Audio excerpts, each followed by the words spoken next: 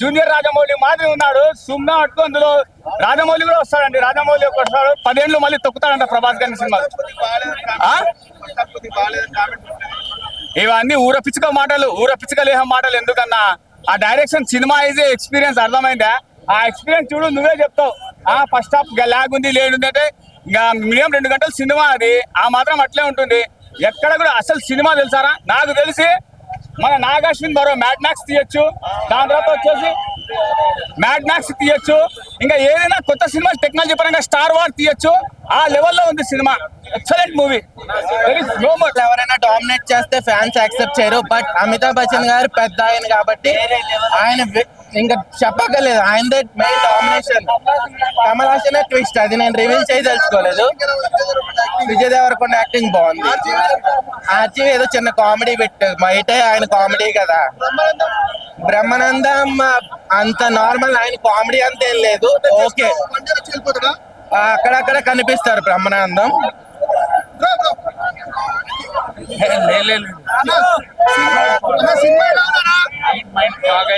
Super ఉంది movie, super ఉంది.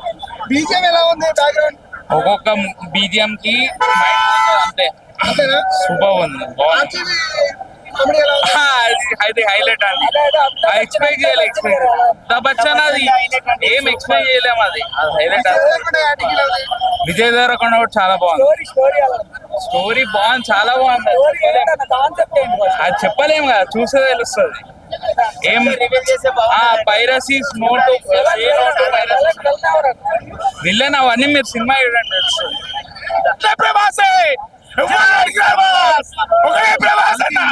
అంతే. కల్కి యూనివర్స్ మనం చూడబోతున్నాము. సినిమా మామూలుగా లేదు. లాస్ట్ హాఫ్ అన్ అవర్ అన్న మైండ్ బ్లోయింగ్ విజువల్స్. అక్కడి నుంచి బయటకు రాలేదు ఇంకా. ఎక్సలెంట్ అన్న, అందరు యాక్టింగ్ పర్ఫెక్ట్ అన్న. ఎవరెవరు ఏ టైంలో రావాలో ఆ టైంలో వచ్చిండ్రు. వాళ్ళు ఎంత ఇవ్వాలో అంతకనే. అమితాబ్ బచ్చన్, ప్రభాస్ గారు, కమల్ హాసన్ గారి యాక్టింగ్ సూపర్ అన్న. సెకండ్ పార్ట్ లో విశ్వరూపం చూస్తాం మనం. ప్రభాస్ గారిది, కమల్ హాసన్ గారి విశ్వరూపం సెకండ్ పార్ట్ లో ఉంటది. కల్కి యూనివర్స్ కమల్ హాసన్ హైలైట్ అన్న. నెక్స్ట్ పార్ట్ అన్న బ్రహ్మానందం క్యారెక్టర్ బ్రహ్మానందం ఏదో ఉంచి కామెడీ సీన్ కోసం 2 సీన్లలో పెట్టారండి. కాకపోతే బుజ్జి క్యారెక్టర్ కానీ ప్రభాస్ సూపర్ అండి, సూపర్.